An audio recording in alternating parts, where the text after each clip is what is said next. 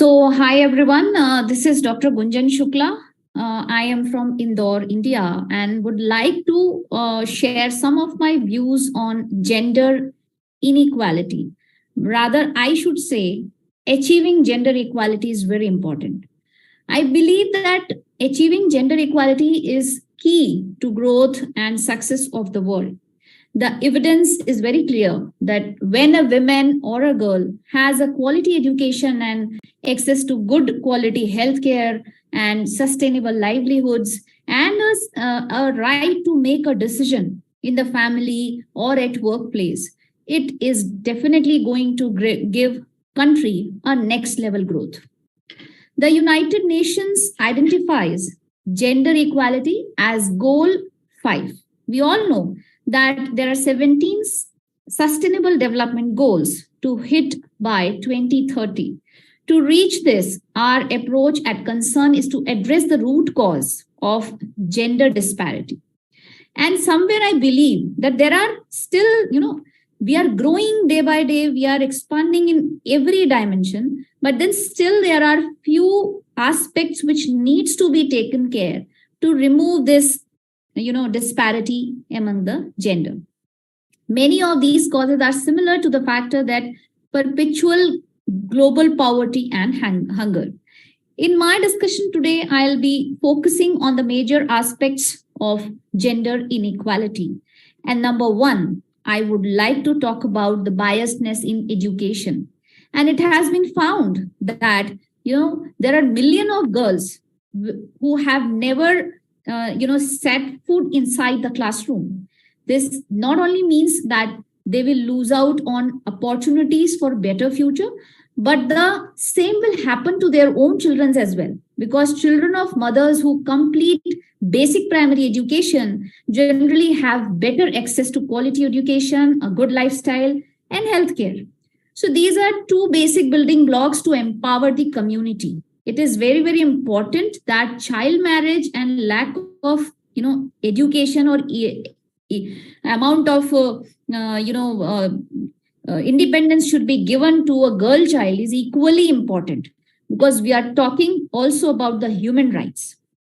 This is one of the important aspect which I feel needs to be taken care when it is about the education of women or a girl.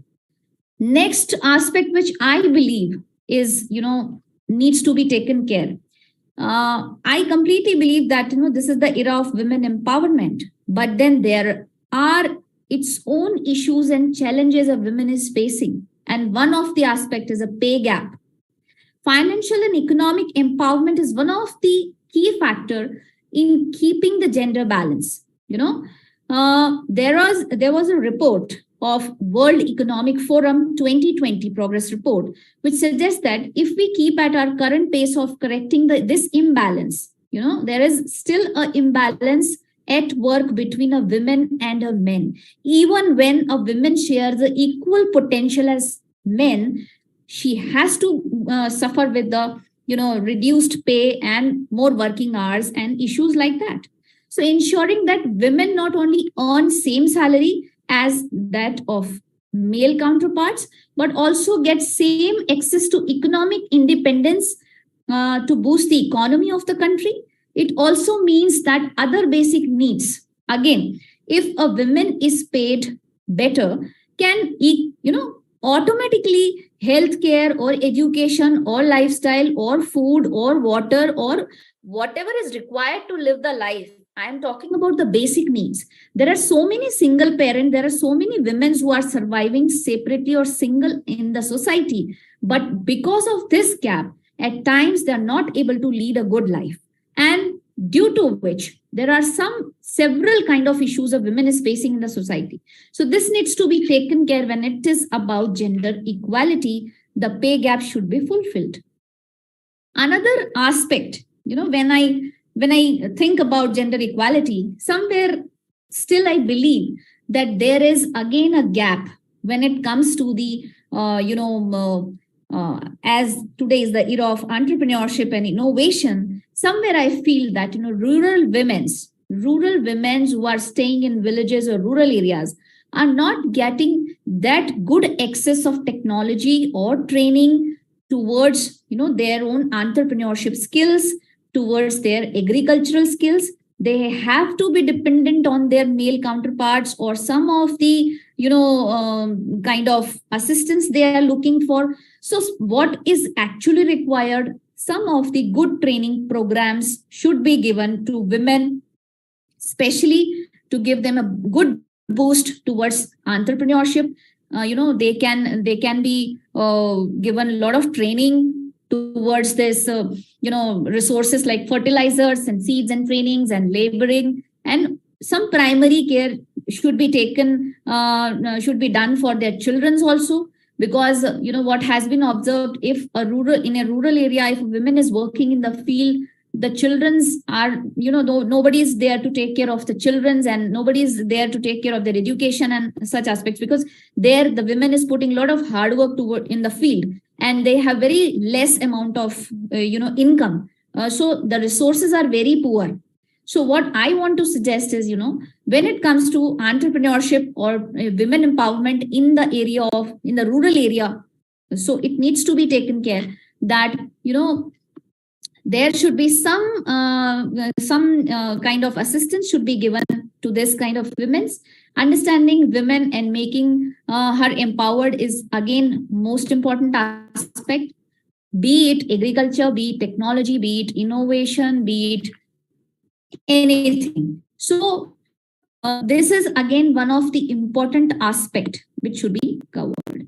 Now, somewhere I always acknowledge one more aspect where there is kind of inequality I see, that is a poor access to healthcare. Although these days there is a lot of awareness related to the women healthcare improvement, be it their menstrual days, there is a lot of awareness in the rural areas also, in the urban areas also, but still, isn't it surprising that people living in poverty have less access to good quality of healthcare?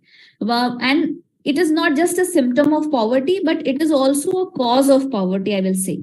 So this is particularly true for women or girl, as gender inequality contributes to high level of female mortality. And because of this unhygienic conditions, they are suffering very bad conditions. And each day, almost 1,000 women die from preventable complications related to their pregnancy or childbirth, and some chronic absence of healthcare, which is found in their areas. So whatever health support system has been given in the rural area is also lacking that kind of, I must say, the robustness, and unnecessary loss of so many women result in the massive negative impact on the families and communities.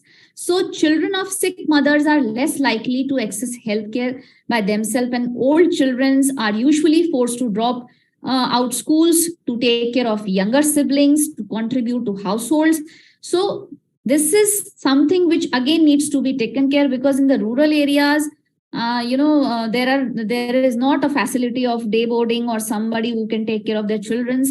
So some kind of initiative should be taken in rural areas where a woman who is working in the field or in the agriculture, or working on the kettles, and they're putting a lot of hard work, but then there is lack of resources again. So this lack of resources is again creating a lot of inequality in gender part. Then I have always observed that water is women's issue. My another aspect which I'm going to discuss is getting water to home. So this is what I have always observed in many of the movies or advertisements or at villages. Still, whenever I come across, I got an opportunity to visit any of such rural area, I have always observed that water is just a women's issue. So more than 2 billion people worldwide don't have access to clean water at home. And I have even seen the ladies moving to long distances, and they are carrying the all such pots on their heads, and they are collecting water. So according to UNICEF, women and girls spend a collective of 200 million hours sourcing water every day. And this is time that they could spend in studying towards their employment training, towards their running on their own business. one study shows that school attendance can increase by 12% when water was available within 15 minutes at home, right? So what I'm trying to say, somewhere the lack of resources, is again a major aspect which is creating lot of inequality in case of when it is gender biasness. And somewhere, if we can facilitate women in such issues, I am 100% sure that women, then we can say that we are talking about 100% women empowerment. Another important aspect I would like to focus that, although we are talking a lot on abolishing child marriage and, abolishing violence and, abolishing this dowry system and all such, negative aspects of the society. But according to one of the report of UNICEF, it has been found that still there are forced early marriages is one of the form of the violence against women and girls in the society. This includes sexual violence, female genital mutilation and trafficking and honor killing, and all such kind of negative impacts has been found due to all this. So while these harmful practices will remain there, we won't be able to talk about gender equality because, there is already a little difference in the independence of a male and a female still. I am not saying that female is not independent, female is not allowed to move out, female is stepping out. But the kind of threat a female carries once she steps out, a male is not carrying that kind of threat. So I just want to communicate through this platform that if we are talking about women empowerment, we are talking about gender neutrality in this era, it is very, very important that we should take care of each and every aspect, be it the resource, be it anything which is related to women lifestyle, be it education, be it kind of healthcare she needs, be it kind of support she needs, be it kind of training she is required, be it kind of pay scale she is getting. It is very important that women should be considered at several aspects, because I completely believe that this is the era of gender neutrality, and we Indians believe that we worship a god known as Ardhanarishwar. So Ardhanarishwar itself gives us a message of gender neutrality, where the half body of the god is Lord Shiva and half is goddess Parvati. So one body is made of the combination of two aspects. So somewhere I believe that this is the era of gender neutrality, and whatever independence, freedom, and kind of consideration to a male has been given in the society, up to some extent a female is there, but not equal. Still, lot of changes are required. So through this platform, I just want to communicate all these my thoughts, and I wanted to share these thoughts with all of you. I am grateful to World Peace Commission for giving me this opportunity, especially to Dr. Rajarao Pagidipalli, and thanks a lot for listening to me. Thank you so much, sir.